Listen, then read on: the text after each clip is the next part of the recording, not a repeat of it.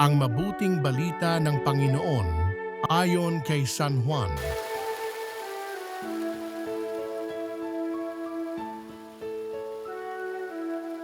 Noong panahong iyon, si Jesus at ang kanyang mga alagad ay nagpunta sa lupain ng Judea.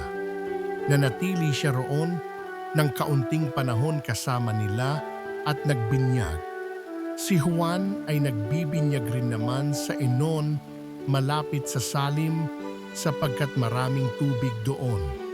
Pumupunta sa kanya ang mga tao at nagpapabinyag. Hindi pa nakabilanggo noon si Juan. Minsan, nakatalo ng mga alagad ni Juan ang isang Hudyo tungkol sa tanging paraan ng paglilinis.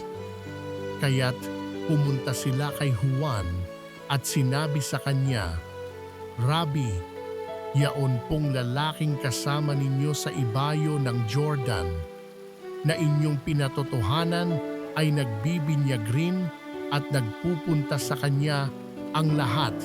Sumagot si Juan, "Walang tatanggapin ang tao malibang ipagkaloob sa kanya ng Diyos.